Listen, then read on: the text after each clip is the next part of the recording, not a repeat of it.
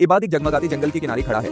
उसने जंगल की गहराइयों में जादुई जीवों के रहने की किंवदंतियां सुनी हैं। एक हल्की सुनहरी रोशनी उसके पास से गुजरती है। इबाद उसके पीछे पीछे चलता है। उसका दिल उत्साह से धड़क रहा है। लियो को एक छोटा पंख वाला जीव एक बेल के नीचे फंसा हुआ मिलता है। वह उसे धीरे से आजाद करता है। अरे नन्हे, क्या तुम ठीक हो?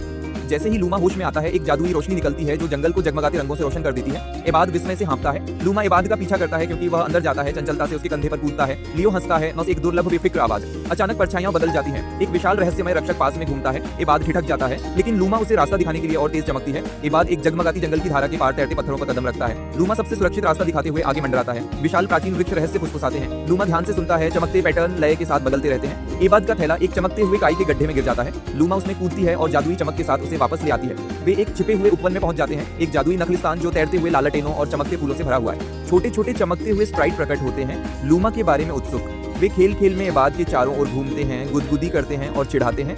रहस्यमय संरक्षक फिर से प्रकट होता है, लेकिन लूमा तेजी से चमकता है। उसकी रोशनी से पता चलता है कि संरक्षक उपवन की रक्षा कर रहा है। संरक्षक एक पहेली के साथ उनकी परीक्षा लेता है। एक छिपे हुए रास्ते को खोलने के लिए चमकते पत्थरों को संरेखित करना होगा। पहेली सुलझने पर एक जगमगाता रास्ता दिखाई देता है जो उपवन में लूमा के घर के पेड़ की ओर गहराई तक जाता है। अचानक एक जादुई तूफान ऊपर घूमता है। लूमा फड़फड़ाती है, अपनी चमक से रास्ते को स्थिर करती है। विशाल और सुनहरा हृदय वृक्ष उपवन से उगता है। लूमा पहले से कहीं ज्यादा चमकता है। अपने परिजनों के साथ फिर से मिल जाता है। लूमा आगे देखने के लिए सब्सक्राइब करें, लाइक करें, शेयर